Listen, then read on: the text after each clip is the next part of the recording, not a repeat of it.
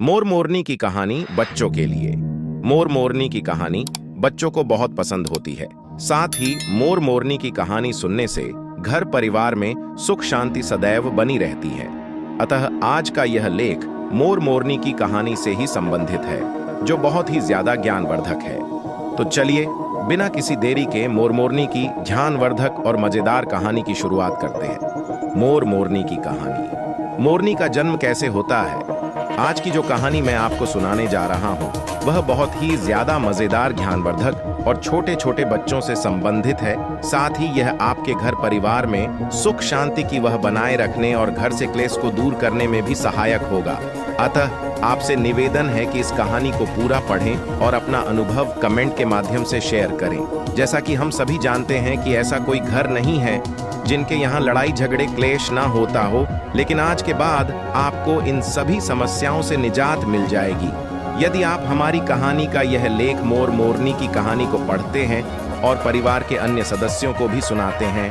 तो यकीन मानिए यह आपके घर में क्लेश दूर करके सुख समृद्धि खुशहाली लाएगा, जिससे साक्षात माता लक्ष्मी का आगमन रहेगा। साथियों, जिस घर में हर रोज लड़ाई झगड़े होते हैं, एक दूसरे से मारपीट होती है, परिवार में आपस के सदस्यों में मेलजोल नहीं रहता है, हमेशा सभी दुखी रहते हैं, एक दूसरे से, ऐसे घर में लक्ष्मी कभी नहीं रहती। इसका एक ही उपाय है कि हमें मोर मोरनी की कहानी पढ़ने, सुनने और सुनाने चाहिए।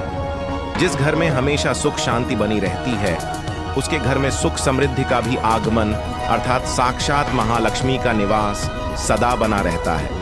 और आज की यह कहानी मोर मोरनी की कहानी सुनने के बाद या पढ़ने के बाद आप स्वयं समझ जाएंगे कि हमें घर में लड़ाई झगड़े क्यों नहीं करना चाहिए, और जिसके घर में हर रोज लड़ाई झगड़े होते हैं, अशांति का माहौल बना रहता है, वह उन सभी विकारों कैसे रोक सकते हैं। क्योंकि घर में सुख शांति कौन है बहुत ही ज्यादा आवश्यक होता है, तभी महालक्ष्मी उस घर को अपना निवास स्थान बनाती है। साथियों, एक बार मैं फिर से कहना चाहूंगा कि यदि आप इस कहानी को अकेले पढ़ रहे हैं, इसका कोई लाभ आपको मिलने वाला नहीं है, क्योंकि मोर मोरनी की कहानी आपको अपने परिवार के साथ पढ़ना या सुनना चाहिए, तभी आपको इसका लाभ मिलेगा।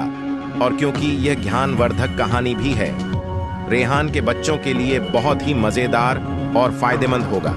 तो चलिए मोर मोरनी की कहानी की शुरुआत करते हैं। मोर मोरनी की कहानी। एक जंगल में एक मोर और एक मोरनी एक साथ रहा करते थे। मोर मोरनी बहुत ही ज्यादा खुशी से अपना जीवन जंगल में व्यतीत कर रहे थे। एक दिन मोरनी के मन में एक विचार उत्पन्न होता है और वह मोर से कहती है, प्यारे साजन, मुझे लगता है हमें यहाँ से चलना चाहिए।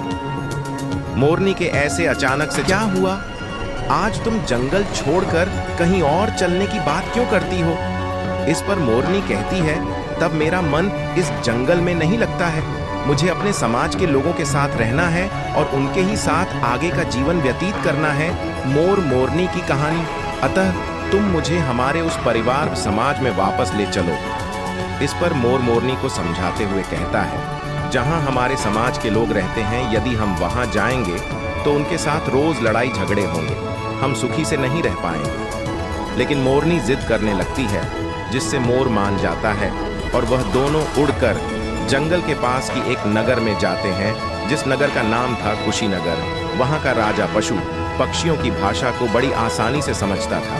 ऐसा इसलिए क्योंकि राजा ने करा शास्त्र का गहन अध्ययन किया था। दोस्तों, करा शास्त्र का मतलब यही होता है कि इसमें हमें पशु पक्षियों की भाषा को बोलने समझने से संबंधित ज्ञान प्रदान की जाता है।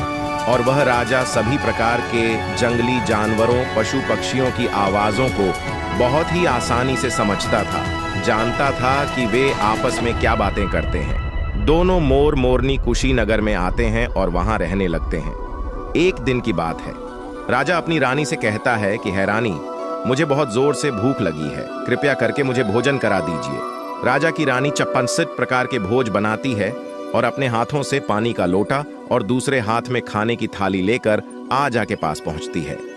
रानी जैसे ही राजा को भोजन की थाली परोसने जाती है, तभी चावल का एक टुकड़ा नीचे गिर जाता है।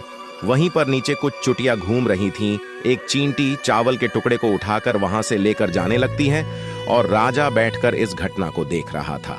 और चींटी के पास में तुरंत ही एक बड़ा चीता आता है और वह चिंता चिट्ठी से कहता है कि चावल का एक टुकड़ा मुझे दे दो और पूजा की थाली से दूसरा चावल का टुकड़ा स्वयं लेकर आओ। चींटी चींटी की बातों को राजा पूरी तरह से सुन रहा था, क्योंकि राजा जानवर पशु पक्षियों की बोली भाषा को जानता था, समझता था। राजा वहीं बैठकर सब कुछ सुन रहा था कि चिता चींटी क्या बातें कर रहे हैं। चींटी चींटी से कहती है कि नहीं, मैं नहीं जाऊंगी, क्योंकि यदि राजा को यह बात झांत हुई तो वह मुझे मृत्यु दंड देगा। चींटी की ऐसी बात सुनकर चींटा चींटी से कहता है कि ऐसा कुछ नहीं होगा, तुम जाओ और चावल की एक टुकड़ी लेकर आओ। चींटी ना चाहते हुए भी राजा की थाली की तरफ बढ़ती है चावल का टुकड़ा लेने के लिए, लेकिन वह आधे रास्ते से ही वापस आ जाती है।